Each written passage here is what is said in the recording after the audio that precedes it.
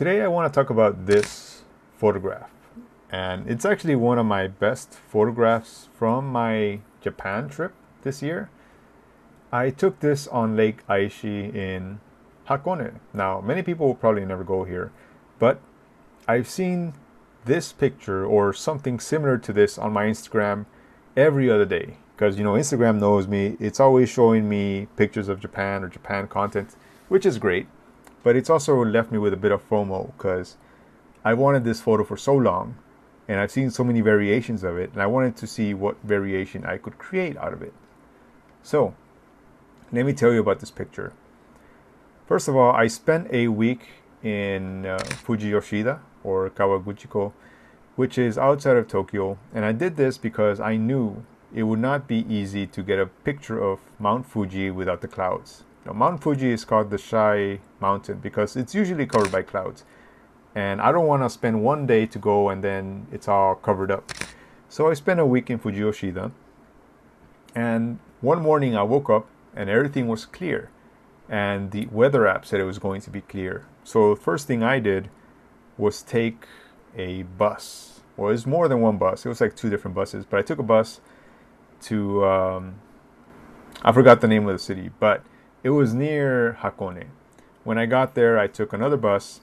It took some time to get there because there was actually a very, very long line of tourists. And as some of you know, tourism in Japan can get pretty wild, even though it's not the season for that right now. It wasn't that expensive to get there, but it just took a long time. It added a few hours that were unnecessary, in my opinion, despite leaving so early in the morning. So this happened twice, took two different buses.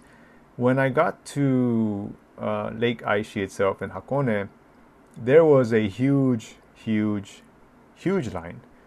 And I got there probably around noontime. 4 hours later, when I finally got to the front of the line, it was actually the last ferry that you could take across the lake. Because when I got to Hakone, I thought, I can just take a taxi to the other side of the lake and get this shot.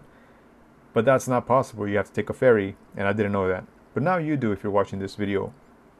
So I was able to get the last ferry, which is unfortunate because I had planned on taking a ferry, staying on the other side, getting some shots, and then taking another ferry back to the port. But that didn't happen. I got stuck in the lower class of the boats.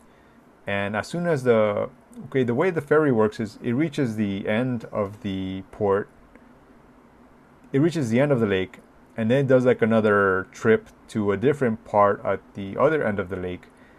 And when I realized that I would not be able to get the shot I wanted from the bottom of the boat, I asked if I could upgrade to first class in the boat. And you know what? They let me do it, which was great. So if you're watching this video, if you're going to go for this shot, make sure you get first class to begin with. In fact, you might be able to beat the line of people if you get first class, because not many people get first class. So once outside the boat and the boat was going back to the other end, I was able to get these different shots of Mount Fuji and Lake Aichi, which was everything I've ever wanted. Plus, you got the little torii gate on the side, which I think is quite beautiful.